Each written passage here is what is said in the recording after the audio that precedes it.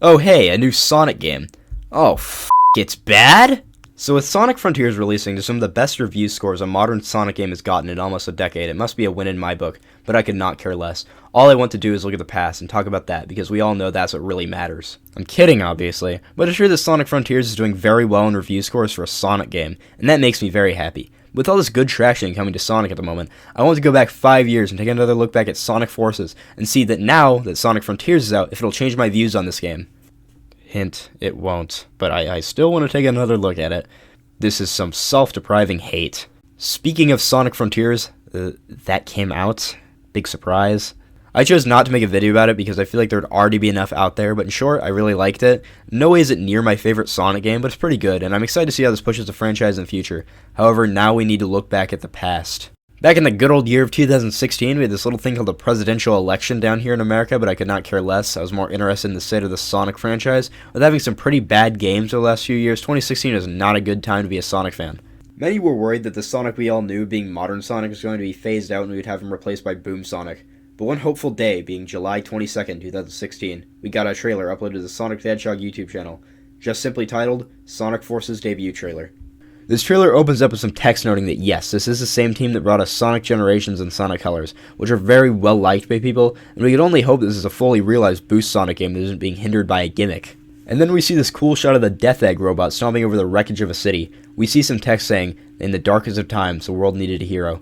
And then we see modern Sonic announcing that yes, the Boom era is over, and then he starts to run. Wow, this sure is one cool trailer. I hope nothing comes to ruin it. So Sonic Mania, being literally the best reviewing Sonic game since Sonic Adventure 2, just had to be tied in with Sonic Forces by showing how the Phantom Ruby, which we will talk about later, got into this game in the present Sonic timeline, and how classic Sonic, the past version of Sonic, came to play a part in this game, which is in the present timeline. It's really confusing. I theorize that the only reason why they decided to do this was to hopefully appeal to the fans that only like classic Sonic, essentially tricking them into giving the game higher review scores. But I could never see that happening. So yep, Sonic team decided, wow, people like Sonic Generations, let's do that again but worse. It's bad? And maybe we shouldn't be too fast to jump on saying this game is bad. The animation did look pretty cool, and maybe there's a cool idea. This is a teaser trailer after all. And then we got a gameplay trailer. Sonic looks so clunky, man. Look how fast he gets to top speed. And look at how barren the level they showed is. This whole level is pretty much just boosting and homing attacks. In a trailer after, we got the announcement that there's going to be a character editor, and many people said how disgusting this was and that Sega should never even have thought about adding this. But I mean, Sonic fans have always made their own original characters based off of Sonic in the past, so it'd be awesome for these kinds of people to finally be able to play as their characters in an official game. Doesn't mean they were good. Yeah, I don't know, man. I just think these characters look so lifeless and boring. We have the most basic animal designs ever, and they stare at you in the most cold, dead way I don't know how to feel. But after all of this, the game releases, and yep, that's not a surprise. I got this game soon after it was released. Even I felt like there was something wrong with it, and I usually like any game, coming from an average Sonic 06 defender. This game opens up with a new version of Green Hill Zone. Now I get why games like Sonic Generations, Sonic 4, and Sonic Mania all did this, and yes, it was getting a little bit annoying, but Sonic Forces had literally zero logical reason to include this zone. But after about 3 seconds of boosting, you get the part where it looks a lot more like Sandhill right now, and you see 2 big robots in the background to show destruction. So the plot of this game is that the Phantom Ruby from Sonic Mania is brought into the present Sonic timeline, which Eggman uses to build his greatest creation yet, Infinite, who is powered by the Phantom Ruby. With the Phantom Ruby's power, Eggman also brings back old villains such as Shadow, which created so much confusion when it was first shown in Chaos from Sonic Adventure. So once you beat Green Hill Zone, we get a cutscene where Infinite dogs over Sonic and he dies. Gulp sound effect. I literally have gulp sound effect written. Did that even pick up? With the taking out of the titular Hedgehog, Eggman takes over 99% of the world, and the remaining 1% goes to a group named the Resistance with the characters Amy, Knuckles, Espio, Silver, Vector, and Team Dark. Along with all of these guys, you get your own custom character which plays a part in the Resistance. While I've already stated that these custom characters do look lifeless, I enjoy seeing my own stupid character get to be with all the other characters.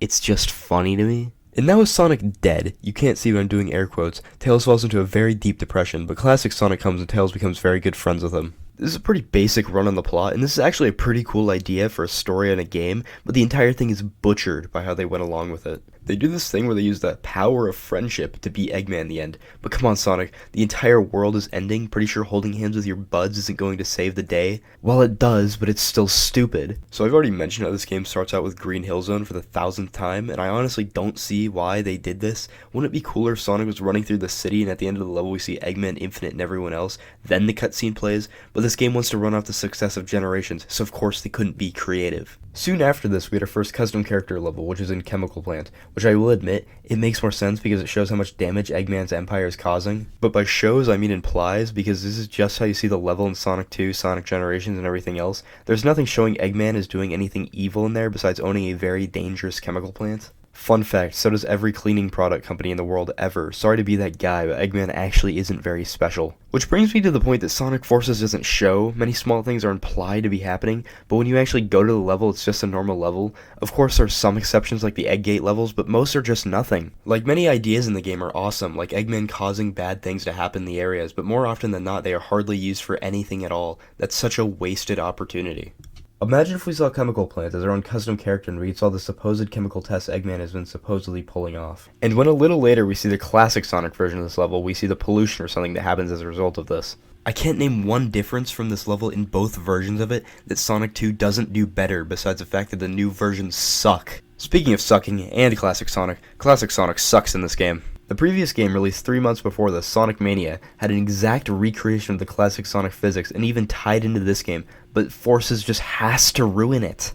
Now I want to clarify, I don't think it's needed for classic Sonic to always play the same, but if you're going to change something, don't make it suck. So you know how in the classic games how loops were a reward for maintaining top speed, so when you loop around one you can do it with no interruptions? Well now, whenever you do one, not only is your top speed the slowest it's ever been, but you literally cannot loop around the loop under normal circumstances. You lose momentum when going down a hill. Now please explain to me how that makes sense. Sonic feels so lifeless in this game, and not only that, but every other character sucks to play as too. Looking at Sonic, which I don't hate to play as much as classic Sonic, he reaches top speed so quickly and you lose almost all control over him when he does.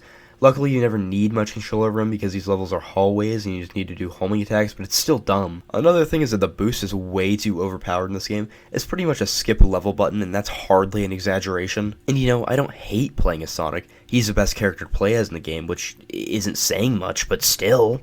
The custom character sucks to play as in this game, and I don't mean that lightly. Not only does he feel so tight, but he also has everything that Sonic has, but worse. He isn't fast, he doesn't have a boost. When he does a homing attack, it's so slow. It takes the game to a sudden stop. It's so annoying. And these levels drag out for so long, and there's so many, I get so tired of playing as him. But anyway, one of the biggest advertising materials we got for this game was nostalgia pandering.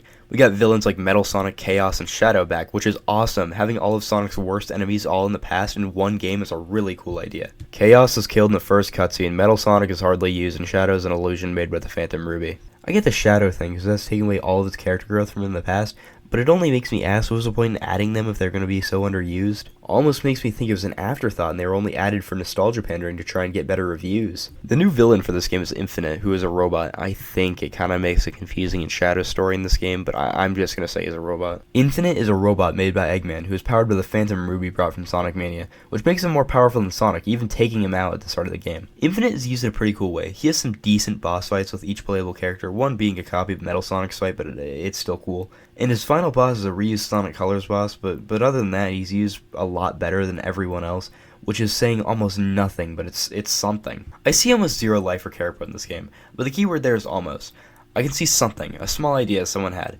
Something must have happened behind the scenes that hindered development in a very bad way. I even feel like using the boost formula in this game really held it back from truly being something. I do really like the boost formula, but it's so limiting. You can't try and have a huge story like they do in this game, because the boost formula holds no room for storytelling. Imagine if this game had levels like Sonic Adventure or something. Imagine how much you could show with that. But I guess Sega decided since most boost formula games reviewed very well, they should just stick with that. You know, I'll be the first to say it. This game is truly worse than Sonic 06. Sonic 06 had something going for it. There was a cool idea, a clear passion put into the game. And even though that game was a horrible failure because of Sega's treatment with it, Sonic Forces just feels like an excuse to get something out for the holidays. This seems like yet another example of Sega putting out a rushed project in order to get some money. And it's always so sad when this happens, because imagine what we could have gotten with this plot in another Sonic game that had actual passion put behind it. Or always think what Sonic 06 could have been if Sega didn't split Sonic Team in half. But you know, complaining won't do anything. What happens will happen. And regardless if we did or didn't get a good game out of this was 5 years ago. Clearly Sega had to take a step back and think, what are we doing with this franchise? Clearly they learned something and put out a genuinely good game after this, being Sonic Frontiers. I really hope we don't have to wait 5 years for each new Sonic game, but if we do, I really hope they can take their time making it and make the best game they can make. Wow, I got way more out of that than I ever thought I could have. Would suck if I suddenly got attacked with an announcement. Oh,